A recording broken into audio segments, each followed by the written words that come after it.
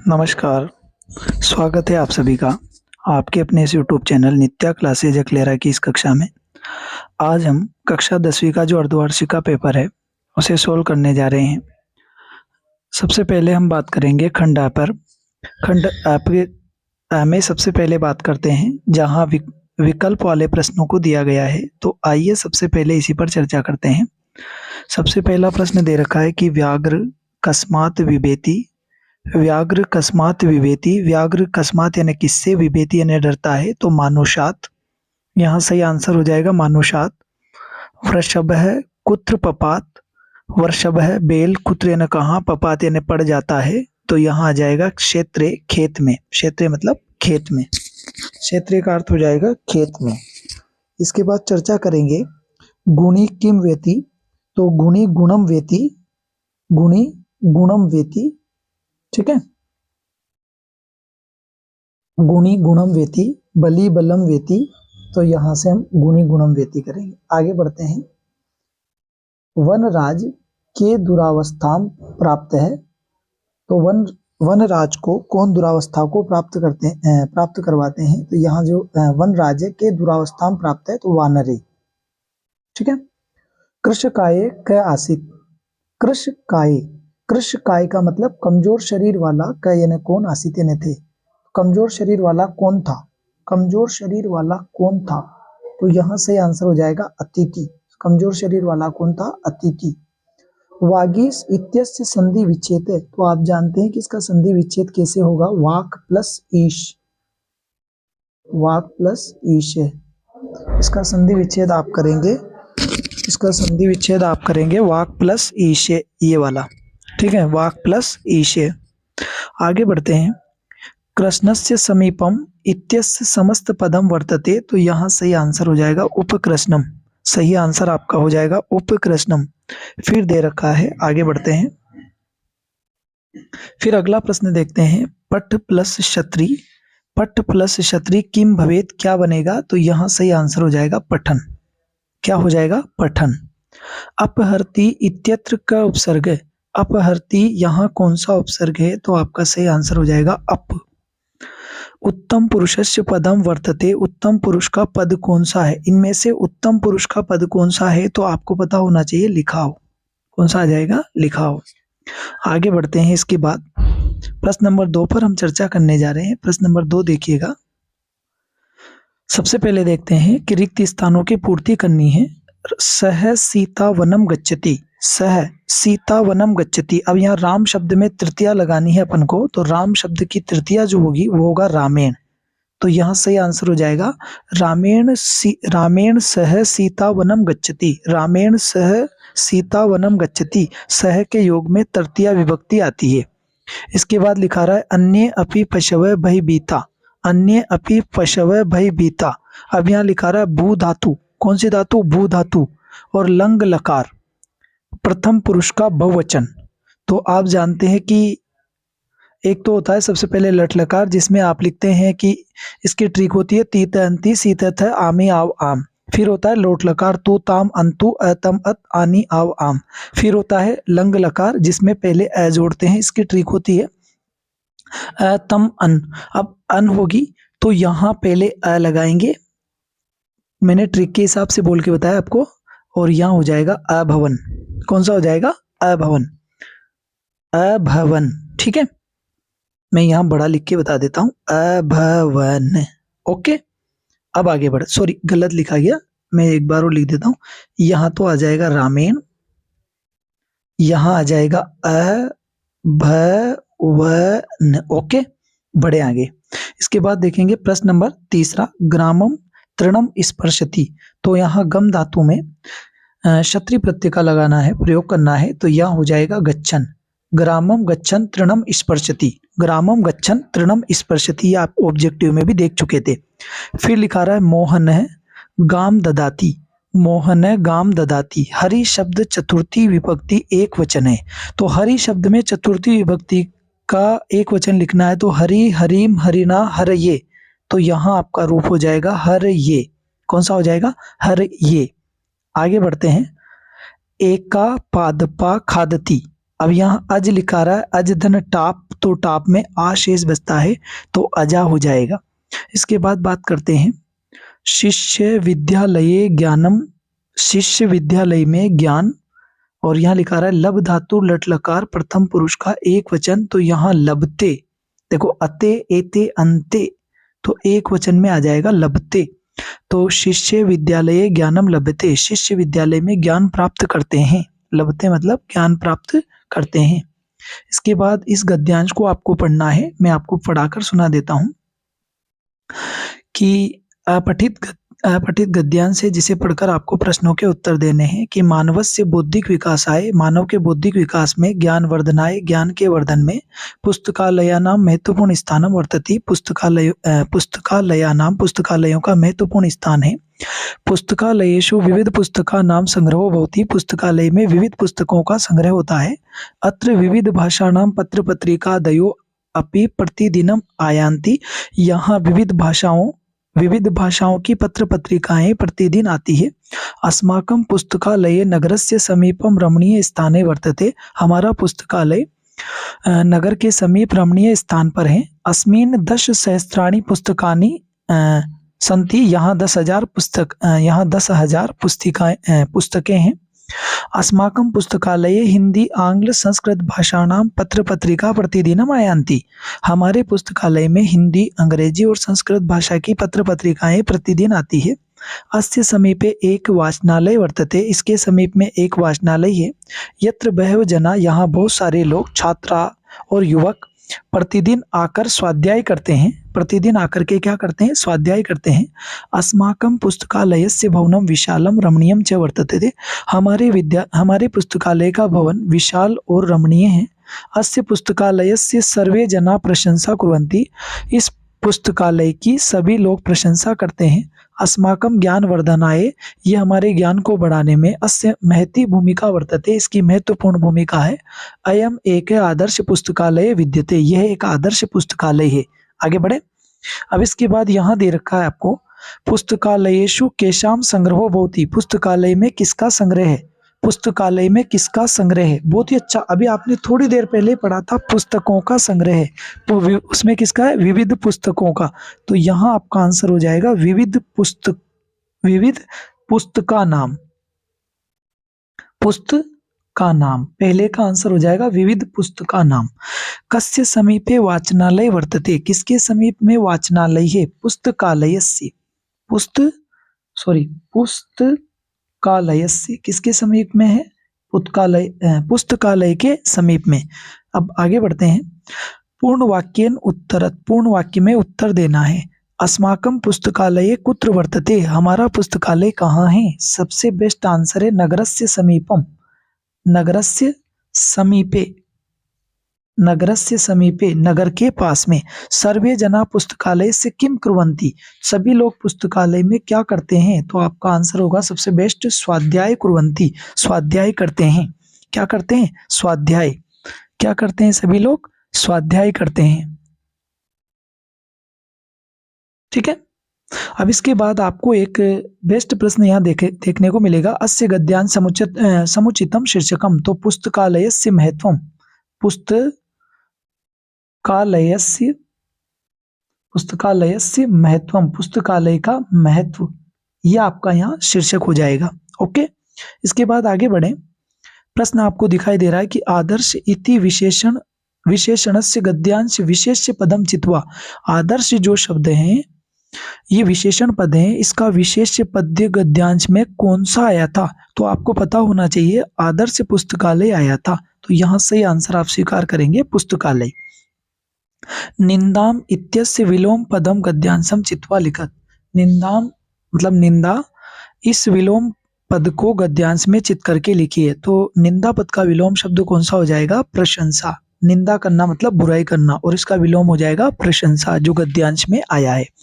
इसके बाद आगे बढ़ते हैं सर, सिंपल से प्रश्न और हैं, इनको और मैं समझा देता हूं कि तपोवन, संधि विच्छेद करना है। तो सबसे पहले तपोवन को ले लेते हैं। तो इसका संधि विच्छेद आप करेंगे तो इसका बन जाएगा तपह प्लस वनम, सॉरी डबल कर देता हूं, थोड़ा बड़ा लिख देता हूं मैं, आप समझ जाना। तपह प्लस वनम,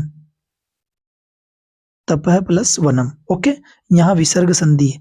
को अपी में हो जाएगा कह प्लस अपी, कह प्लस अपी। ठीक है, आगे बढ़ते हैं। इसके बाद है अधोलिखित समस्त पदयों समास विग्रह लिखत। समास विग्रह लिखना है। अनुरथम, तो रथस्य पश्चात है। अनुरथम का क्या हो जाएगा? रथस्य पश्चात है। मैं लिख के बता देता हूँ, रथस्य पश्चात है, ये आपको लिखकर आना था इसमें, रथस्य पश्चात है। इसमें कौन सा समास होगा? तो अव्ययी भाव समास होगा, अव्ययी भाव समास। ओके, इसके बाद पुरुष सिंह, पुरुष सिंह, इसका समास विग्रह आप करेंगे तो इसका समास विग्रह होगा पुरुष सिंह इव, पुरुष है, पुरुष है, सिंह इव, सिंह इव। इस प्रकार से आपको करना है। इसमें कौन सा होगा? तो यहाँ कर्मधारय समास होगा। आप सीधा सीधा लिख देना, कोई घबराने की आवश्यकता नहीं है, कर्मधारय समास। आगे बढ़े। इसके बाद है उचितम अवयव पदम चित्वा रिक्त स्थानम पूर्यत। उचित अवयव पद को चुन करके रिक्त स्थान पूर्ति कीजिए। तो विद्यालय परितः, विद्यालय के चारों ओर, तो यह आ जाएगा परितः, विद्यालय के चारों ओर वृक्ष हैं। ठीक है, इसके बाद अगला देखिए, दो गच्छतु भवान है, गच्छतु भवान मिलाव पुनः है। ठीक है, तो यह आ जाएगा पुनः। आगे बढ़ते हैं कि निम्नलिखित पदयों प्रयुक्तो उपसर्ग लिखत। निम्नलिखित पद में प्रयुक्त जो उपसर्ग है उसे आपको लिखना। अध्यक्ष में उपसर्ग कौन सा आ जाएगा? तो अधि उपसर्ग आ जाएगा। कौन सा आ जाएगा? अधि। इसके बाद आगे बढ़े, दुर्जन में कौन सा आ जाएगा? तो आप तो देखो, ये तो आपको याद भी होगा, दूर आ जाएगा। आगे बढ़े, फिर इसके बाद लिखा रहा है प्रश्न निर्माण कृत्वा, प्रश्न का निर्माण करना है। स कृच्छेण भारम वहती, तो यहाँ कृच्छेण की जगह आप करेंगे केन। क्या लिखेंगे? केन। अब यहाँ बहुत सारों के कंफ्यूजन हो रहा होगा, सर यार हमने केन नहीं लिखा, केन नहीं लिखा, तो क्या आपने कथम लिखा? यदि आपने कथम लिखा तो भी सही है, मैं आपसे फिर कह रहा हूं, अगर केन लिखा है तो भी सही है और कथम लिखा तो भी सही है। चौरस्य, चौरस्य का तो सीधा सीधा है सर, आपको कुछ नहीं करना था, यहाँ लिखना है कस्य। ओके, आगे बढ़ते हैं। इसके बाद इसको देखिए आप, बहुत ही सिंपल है। इनमें अन्वय करना है आपको कि अमंत्र, अमंत्र अक्षरम नास्ति, नास्ति मूल नास्ति मूलम नौषधम, अनौषधम, अनौषधम अयोग्य पुरुष नास्ति योजक, योजक है तत्र दुर्लभ है। अब यहाँ सबसे पहले जैसे आप इसका अन्वय करेंगे तो यहाँ अमंत्रम लिखा रहा है, तो इसके बाद आप लिखेंगे अक्षरम, तो अमंत्रम अक्षरम नास्ति, और अनौषधम मूलम नास्ति, यहाँ आपको लिखना है नास्ति। कहने का मतलब इसमें तो भरना है अक्षरम और इसमें भरना है नास्ति। इसके बाद आगे बढ़े, नीचे वाले में इसमें जो तीसरा रिक्त स्थान है इसमें आपको भरना है अयोग्य। क्या भरना है? अयोग्य। और चौथे वाले रिक्त स्थान में आपको भरना है दुर्लभ है। इस प्रकार से आपका अन्वय भी पूरा हो जाता है। मैं कम समय में आपको ज्यादा पढ़ाने का प्रयास कर रहा हूँ, मतलब ज्यादा से ज्यादा सिखाने का आपको प्रयास कर रहा हूँ। चलो बढ़ते हैं आगे। ठीक है सर, इसके बाद आगे बढ़े तो स्व पाठ्य पुस्तका से, स्वयं की पाठ्य पुस्तक में से श्लोक द्वयम लिखत यदस्मिन प्रश्न पत्रे न स्यात्, जो आपके प्रश्न पत्र में नहीं आए हो। जैसे मैं बोल देता हूँ कि आलस्य मनुष्याणाम महान, आलस्य मनुष्याणाम महान रिपु, मतलब इसमें से या तो ये लिख दीजिए या फिर वो लिख देना कि अपि स्वर्ण मई लंका न में लक्ष्मण रोजते जननी जन्मभूमिश्च स्वर्गादपि गरीयसी। कहने का मतलब कोई से भी आपको जो दो आते हो, जो दो आते हो, जो दो श्लोक आप लिख दीजिए प्रश्न पत्र वाले, प्रश्न पत्र में नहीं आने चाहिए, बस किस में नहीं आने चाहिए? प्रश्न पत्र में। आपकी पाठ्य पुस्तक में से आप लिख सकते हैं, तो इसमें कोई सा वजन का काम नहीं है, आपने कर ही दिया होगा। बुद्धि बलवती सदा, बुद्धि बलवती सदा, इस पाठ का सार भी लिखना आपको, और वो हिंदी भाषा में लिखना है। तो ये तो सबसे सिंपल क्वेश्चन था, इसमें तो मैं क्या बताऊं, ये तो आपको ऑलरेडी आता है क्योंकि नॉर्मल प्रश्न है। प्रश्न नंबर मैं आपको अब समझाता हूँ 12वां।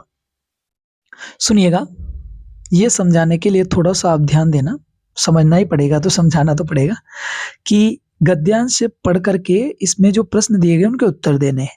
कि कश्चित कृषक है, कोई किसान बलि वर्दाभ्याम दो बेलों को क्षेत्र कर्षणम कुर्वान्नस्ति, खेती का कार्य करता था। तयो बलि वर्दयो, उन बेलों में से एक शरीरेण दुर्बल जवेन गंतुम अशक्त आसित। कहने का मतलब एक जो है शरीर से कमजोर था और जाने में भी असमर्थ था।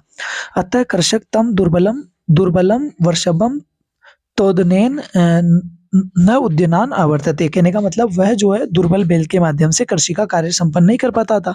सह ऋषभ, वह बेल हल मूढ़वा गंतुम अशक्त क्षेत्रे पपात, जब वह किसान उसे हल में जोतता है तो वह क्षेत्र मतलब खेत में गिर जाता है। क्रुद्ध कृषिवल, क्रोधित किसान, तम उत्थापितुम, उसे उठाकर बहुवारम यत्नम करोति, मतलब उसे उठाने का बहुत बार प्रयास करता है। तथापि वृष्य नोत्थिता, फिर भी जो बेल है वो नहीं उठता है। अब प्रश्न को समझिएगा, प्रश्न क्या कहते हैं, प्रश्न पर चर्चा कीजिएगा। आइए करते हैं इस पे शुरुआत कि कर्षक काव्याम क्षेत्र कर्षणम कुर्वान नासित, कुर्वान नासित। अब आपको सबसे ऊपर ही लाइन दिखाई दे रही थी सर, वहां लिखना है बलिवर्दाभ्याम, बलिवर्दाभ्याम। चले आगे कि क्रुद्ध है कृषक है कम उत्थापितुम यत्नम करोति, क्रोधित किसान किसे उठाने का प्रयत्न करता है, तो आपका आंसर हो जाएगा दुर्बल वृषभम, दुर्बल बेल को, कमजोर बेल को। बढ़े आगे, बलिवर्दयो एक कीदृश आसित, उन बलिवर्दयो उन दो बेलों में से एक कैसा था, तो आपका आंसर होगा शरीरेण दुर्बल है, आपका आंसर हो जाएगा शरीरेण दुर्बल है, शरीर से दुर्बल। आगे बढ़े, इसके बाद प्रश्न नंबर ख वाले का दूसरा देखो, कृषक कम तोदनेन नुद्यमान आवर्तत है, तो यहां आपका हो जाएगा कौन से वाले में, दूसरे में, ठीक है। तो यहां आपका हो जाएगा शायद ये, हाँ ख वाले का पहला तो बता दिया ना, बलिवर्दयो एक कीदृश, तो शरीरेण दुर्बल है। कर्षक कम, कर्षक किसे, किसे तह उदनेन, उदनेन न उद्यमान है आवर्तत है, तो यहाँ आ जाएगा मतलब किसान किसे हल जोतने में प्रवृत्त नहीं कर पा रहा था, तो यहाँ आ जाएगा दुर्बलम वृषभ है, कमजोर बेल को, वृषभ है, वृषभ है, ये वृषभ है, ठीक है। इसके बाद घ वाला देखिएगा आप कि निर्देशा के अनुसार उत्तर दीजिए, बलवान इति पदस्य विलोम पद जो गद्यांश में आया है, तो बलवान का विलोम पद इसमें कौन सा आया है वो आपको लिखना है। तो सर इसमें सबसे बलवान का यदि देखें तो दुर्बल देख लीजिए, आया है गद्यांश में। और बलिवर्द इति पदस्य पर्याय पदम, बलिवर्द का मतलब होता है बेल, और बेल के पर्यायवाची शब्द के लिए यहाँ ऋषभ शब्द का भी प्रयोग किया गया है। कौन सा शब्द आ जाएगा, ऋषभ। ओके, आगे बढ़ते हैं। अब आपको देखना पड़ेगा श्लोक, कि अधोलिखित श्लोक को पढ़कर निम्न प्रश्नों के उत्तर लिखिए। कि हरित तरुणाम ललित लतानाम माला रमणीया कुसुम आवली समीर चलिता श्यान में रमणी वर्णिया नव मालिका रसालम मिलिता रुचिरम संग संग मनम। सर इसका अर्थ होता है कि वन में हरे पेड़ों की ओर सुंदर लताओं की माला बहुत सुंदर होती है, हवा से लहराती हुई फूलों की मालाएं या फूलों की लताएं या मालाएं मेरे लिए स्वीकारणीय होती है, ऐसा यहाँ वर्णन मिलता है। अब यहाँ सबसे पहले बात आ रही है कि एक पद में उत्तर देना है। पहले प्रश्न देखते हैं, हरित तरुणा माला कीदृश, हरे पेड़ों की ओर जो सुंदर लताओं की माला वो बहुत सुंदर होती है, और ये पूछ रहा है कि हरित तरुणा माला कीदृश, कैसी है, कैसी है, हरित तरुणाम, हरे पेड़ों पर मालाएं कैसी दिखाई दे रही, तो आपका सीधा सट आंसर हो जाएगा रमणीय दिखाई दे रही है, रमणीय, ठीक है। माला स्त्रीलिंग में आता है। नव मालिका कम मिलिता, नव मालिकाएं कहाँ मिल रही है, तो सर सीधा आंसर है रसालम, आम के पेड़ पर, आम के पेड़ पर, ठीक है ना। किसके पेड़ पर, आम के पेड़ पर। आगे बढ़ते हैं, रसालम आएगा उत्तर। फिर एक है वाले में पूर्ण वाक्य उत्तरत, का रसालम मिलिता, का रसालम मिलिता, तो नव मालिका, मतलब आम के पेड़ पर क्या मिलती है, तो नव मालिका, आम के पेड़ पर क्या मिलती है, नव मालिका। अब नव मालिका क्या है, एक सुगंधित फूलों की लता है। नव मालिका किसे कहते हैं, एक सुगंधित फूलों की लता। तयो संगमनम कीदृश जातम, उनका संगम कैसा है, उनका मिलन कैसा है, तो सर यहाँ रुचिरम जातम, आपको यहाँ लिखना है रुचिरम जातम, उनका मिलन रुचिकर है, आनंद प्रदान करने वाला है। फिर इसके बाद आगे बढ़ते हैं, प्रश्न नंबर 2, कुसुमावली कीदृश अस्ति, इसको ले लेते हैं क्योंकि ये क्या है, देखो मिटा के लिखना पड़ता है बार बार। कुसुमावली कीदृश अस्ति, हाँ शायद ये तो वाला बता दिया ना, इस वाला तो। अब आगे बढ़ते हैं, हाँ, यहाँ दे रखा है कुसुमावली की दृश्य आसित। तो सबसे बढ़िया यहाँ आप डायरेक्ट लिखेंगे, देखो दूसरी लाइन वाला उत्तर लिख देंगे आप कि समीर चालिता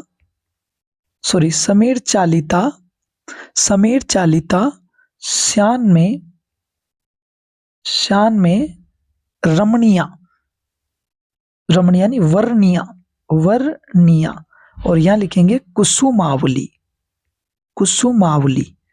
तो फूलों की जो सुगंध है वो वायु के साथ साथ चल रही है, और मेरे हवा के साथ साथ फूलों की जो खुशबू है वो आ रही है, और फूलों की कतार मेरे लिए स्वीकारनीय हो रही है। ठीक है, ये आप यहाँ सेकंड वाली लाइन लिख देंगे। इसके बाद आगे बढ़ते हैं, ग वाला देखते हैं।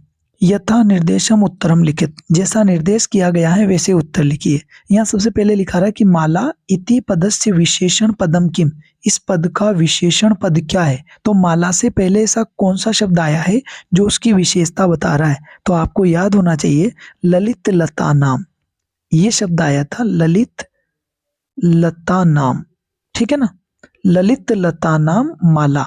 तो माला शब्द से पहले कौन सा आया था, ललित लता नाम। आपका आंसर हो जाएगा ललित लता नाम। फिर कह रहा है कि मैं इति सर्वनाम पदम कस्मे प्रयुक्तम, तो यहां आ जाएगा स्वयं।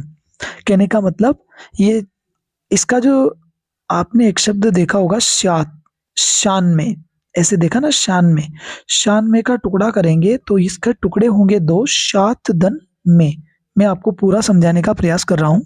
यहाँ अनुनासिक संधि होती है, ठीक है, स्यात दन में। तो यहाँ जो मैं शब्द है मेरे लिए, स्वयं के लिए प्रयुक्त हुआ है। आगे बढ़ते हैं। सॉरी अब देखते हैं, अधोलिखित नाट्यांश पठित्वा निम्न प्रश्नानाम उत्तरणम लिखत, मतलब इस नाटक के अंश को पढ़कर यहाँ दिए गए प्रश्नों को लिखिए। अब प्रश्न कौन कौन से, आइए समझते हैं। कि सबसे पहले दे रखा है कि अहम प्रकृति युष्माकम सर्वेशाम जननी यूयम सर्वे एव में प्रिया सर्वेशाम मत करते महत्वम विद्यते यथा समय न तावत कलहेन समय वृथा यापयन्तु अपि तु मिलित्वा एव मोदध्वम जीवनम च रसमयम कुरुध्वम तद्यथा कथितम। कि प्रजा सुखे सुखम राज्ञ, प्रजा के सुख में, मैं बोल के बता देता हूँ थोड़ा सा, क्योंकि ऊपर वाली लैंग्वेज तो सीधी है लेकिन थोड़ी नीचे वाली हार्ड है, तो मैं समझा देता हूँ कि प्रजा सुखे सुखम राज्ञ, राजा को प्रजा के सुख में ही सुख मिलता है। प्रजा नाम च हिते हितम, और प्रजा के हित में ही उसका हित होता है। नात्म प्रियम हित राज्ञ, ठीक है, राजा को अपना स्वार्थ कुछ नहीं करना चाहिए, स्वार्थ के अनुसार कुछ नहीं करना चाहिए। प्रजा नाम तो प्रिय हितम, बल्कि प्रजा का प्रिय ही उसका प्रिय होना चाहिए। अब सबसे पहले प्रश्नों के आंसर देते हैं। केन समयम वृथा न यापयन्तु, केन समयम, और ऊपर ही लिखा रहा था यार कलहेन, कलह में समय को व्यर्थ में नहीं गवाना चाहिए, झगड़े में। जीवनम कीदृशम कुरुध्वम, जीवन में कैसे रहना चाहिए, तो सर मिलित्वा, मिल करके, एवं मोदध्वम, मैं आपको पूरा समझा देता हूं, मोदध्वम इसको मिटाना पड़ेगा, मोदध्वम। और फिर आगे आप लिखेंगे, क्योंकि लाइन में से कुछ नहीं करना है, केवल नकल मारनी है। जीवनम च रसमयम, तो सभी से मिलकर के रहना चाहिए। दोनों हो गए। ख में देखते हैं पहला वाला, क सर्वेशाम वन्य जीवानाम जननी, कौन सभी वन्य जीवों की माता होती है। तो सभी वन्य जीवों की माता कौन होती है, प्रकृति। ऊपर की लाइन में आया था। किम राज्ञ हितम नास्ति किंच हितम, कौन सा राजा का हित नहीं है और कौन सा है। तो यहां सबसे पहले लिखेंगे नात्म, सबसे पहले लिखा रहा है इसमें कि नात्म प्रियम, इसका अर्थ निकलता है कि राजा को अपना स्वार्थ कुछ नहीं करना चाहिए। इसके बाद लिखा रहा है क्या करना चाहिए, तो यहां मैं वो भी लिख देता हूं आपके, प्रजा नाम, मैं तो मेरी तरफ से पूरा लिख देता हूं, प्रजा नाम तू प्रियम हितम, उसके लिए प्रजा का हित ही सबसे बड़ा हित होता है और सबसे श्रेष्ठ होता है। आइए बढ़ते हैं आगे। अब देखते हैं ख वाला, कि दुखम इति पदस्य विलोम पद जो नाटक के अंश में आया हो, तो दुखम के लिए कौन सा आया था, सुखम। फिर इसके बाद दे रखा है कि माता इति पदस्य पर्याय पदम, माता के लिए कौन सा पद आया था, जननी। माता के लिए कौन सा आया था? जननी। ठीक है, माता के लिए कौन सा आया? जननी। अब आगे बढ़ते हैं।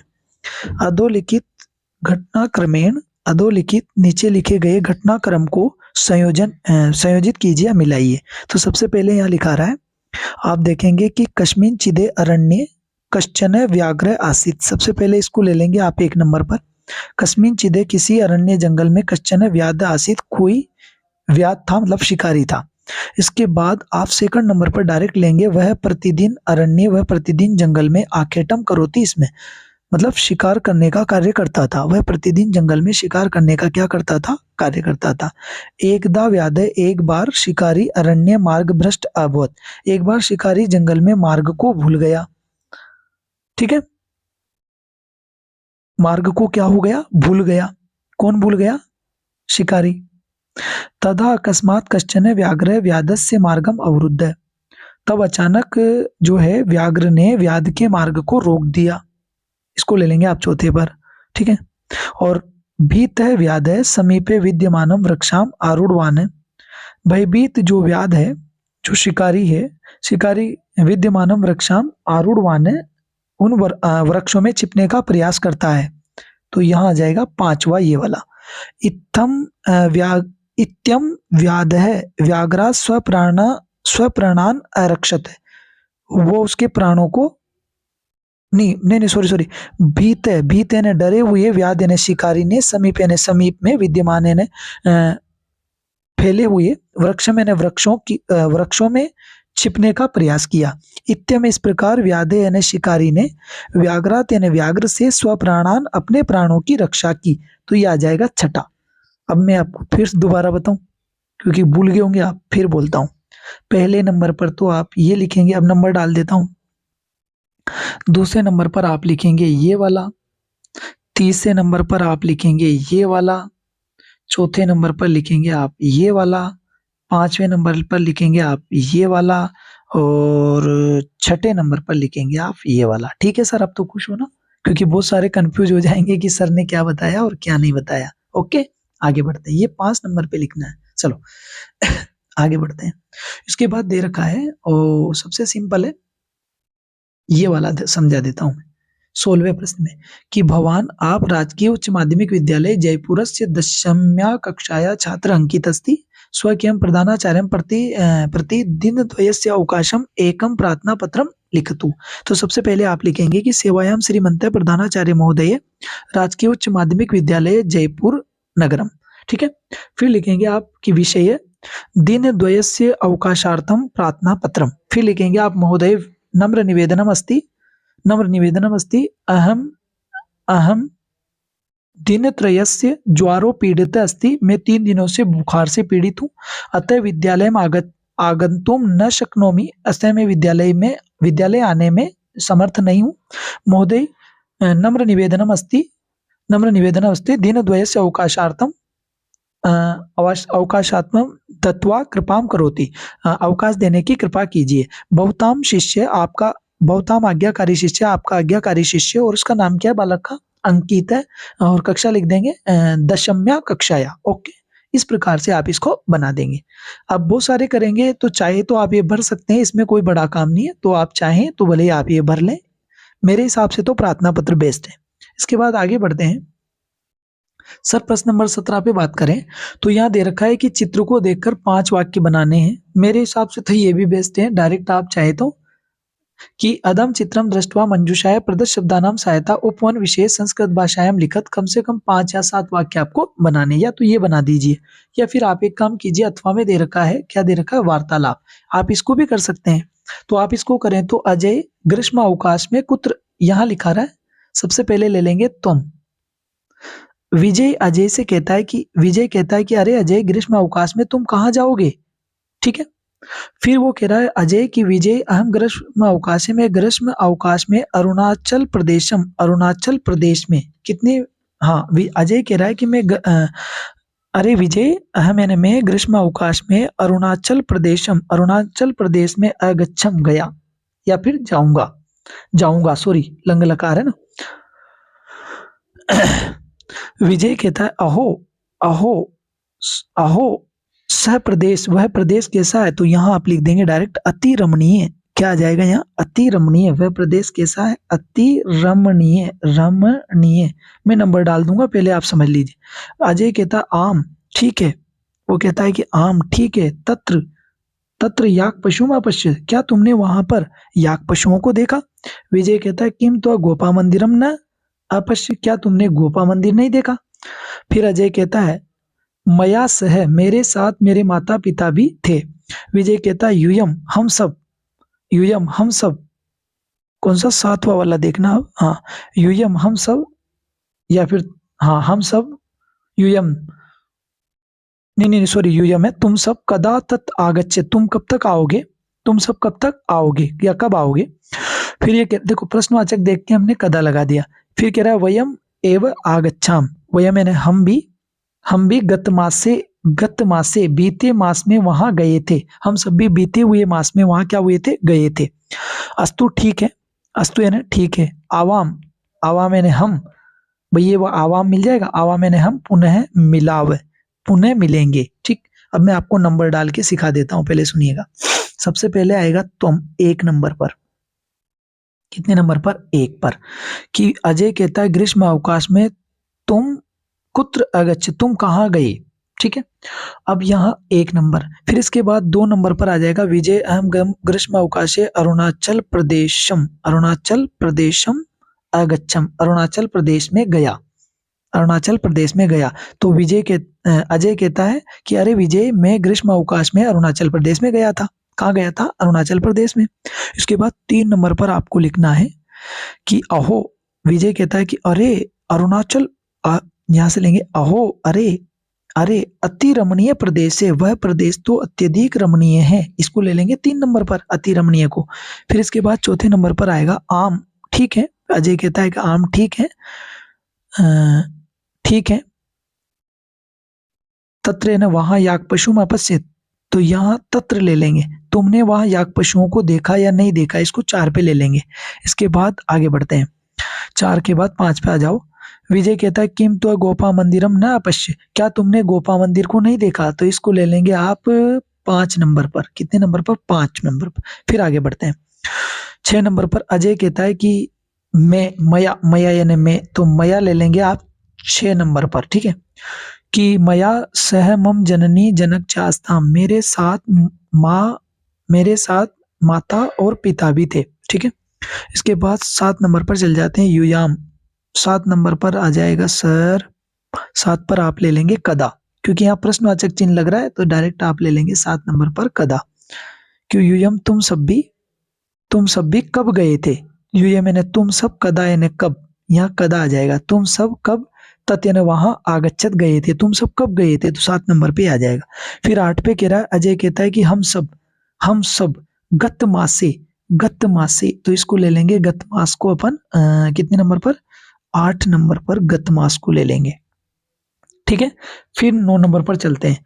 विजय कहता है कि अस्तु ठीक है, अस्तु ठीक है भवान, सॉरी अस्तु ठीक है आवाम यानी हम दोनों, तो इस आवाम को ले लेंगे अपन नौ नंबर पर, आवाम यानी हम दोनों, हम दोनों पुनः, पुनः क्या करेंगे, मिलेंगे, तो इस मिलाव को ले लेंगे अपन दस नंबर पर। ओके, थैंक यू, इस प्रकार से आप इसको बना लेना। आगे बढ़ते हैं, 18वां प्रश्न देखिएगा कि अधोलिखित वाक्येषु केषांचित् चतुर्णां वाक्यानां संस्कृत भाषायां अनुवादम करो, संस्कृत भाषा में अनुवाद करना है चार वाक्यों का। सबसे पहले दे रखा है कि मैं भी गांव जाता हूं, तो अहम अपि, अहम अपि, यहां से आप लिख देंगे अहम अपि ग्रामम गच्छामि, मैं भी गांव जाता हूं। ठीक है, चार बना देता हूं मैं, तो फिर आप बनाते रहना। फिर दूसरा देखना, पिता पुत्र के साथ जाते हैं, तो आप डायरेक्ट लिख देंगे पिता पुत्रेण सह, पिता पुत्रेण सह गच्छति। ओके, ठीक है, आगे बढ़ते हैं। फिर इसके बाद इसको ले लेना, तीसरे वाले को, हमें संस्कृत पढ़नी चाहिए, तो आवाम संस्कृतम पठामि, आवाम संस्कृतम, संस्कृतम पठामि, हमें संस्कृत पढ़नी चाहिए। नहीं नहीं नहीं नहीं, यहाँ गलती हो सकती है यार, हमें संस्कृत पढ़नी चाहिए, हमें, तो आवाम संस्कृतम, हमें संस्कृत और फिर कह रहा है पढ़नी चाहिए। तो अब ये है ना किस में जाएगा? ए तेताम एयू। अब सबसे पहले देखेंगे हमें संस्कृत पढ़नी चाहिए। आवाम आ रहा है ना कि स तौ ते त्वम युवाम यूयम अहम अहम अहम आवाम। कहने का मतलब मध्यम पुरुष में आ रहा है, मध्यम पुरुष में ना आवाम। तो यहाँ आगा एत एताम एयू, एत एताम एयू, ए एतम एत एयम एव। तो यहाँ आएगा पठेव, ये वाला सही होगा यहाँ पठेव। आवाम संस्कृतम पठेव, हमें संस्कृत पढ़नी चाहिए, क्योंकि ये क्या है कि कर्ता के अनुसार चलेगा। कैसे कि स तौ ते, है ना, त्वम युवाम यूयम अहम आवाम वयम। तो अहम आवाम ये मध्यम पुरुष का वचन आ रहा है, मध्यम पुरुष का द्विवचन आ रहा है, तो क्रिया भी मध्यम पुरुष के द्विवचन में जानी चाहिए। तो मध्यम पुरुष के द्विवचन में अपन लिट लकार के अनुसार ले जाएंगे ना, तो अपन सबसे पहले बोलेंगे कि देखो चाहिए के अर्थ में तो अपन डायरेक्ट लेंगे एत एताम एयू, है ना। तो एत एताम एयू लिट लकार में नहीं, उसमें जाएगा चाहिए के अर्थ में। विधिलिंग लकार, सॉरी लिट लकार मेरे मुंह से निकल गया था, विधिलिंग लकार में चाहिए के अर्थ में। तो विधिलिंग लकार में जाएगा तो एत एताम एयू, ए एतम एत एयम एव, इसलिए यहाँ आएगा पठेव। थैंक यू, मैंने पूरा समझाने का प्रयास किया, मैं गलत नहीं पढ़ाऊंगा, इसलिए मैं भले टाइम लग जाए सही सिखाऊंगा। आगे बढ़िए। इसके बाद है ना 4 ही थे ना, तो हो गए पूरे। और क्या, एक और बता देता हूँ। बालक को फल अच्छा लगता है, तो बालकाय, बालक को तो बालकाय फल अच्छा लगता है तो फलम, और रोचते, बालक को फल अच्छा लगता है। सीधी सीधी बात है, बालक को क्या अच्छा लगता है? फल अच्छा लगता है। ओके सर, इस प्रकार से मैंने सारी चीजें समझाने का प्रयास किया है। यदि मेरे द्वारा पढ़ाया गया अध्ययन आपको अच्छा लगे और अच्छे से अगर आपको वास्तव में संतुष्टि मिले, तो कितना आपका स्कोर हो रहा है एक बार कमेंट करके जरूर बताना। सभी का स्कोर कितना पहुंच रहा है एक बार कमेंट करके जरूर बताएं। धन्यवाद, और कक्षा को अपने दोस्तों तक शेयर जरूर करना। जय हिंद, जय भारत। मिलते हैं फिर कभी, आपको जब भी अब वक्त मिलता है फिर आपसे मिलेंगे। Okay, thank you.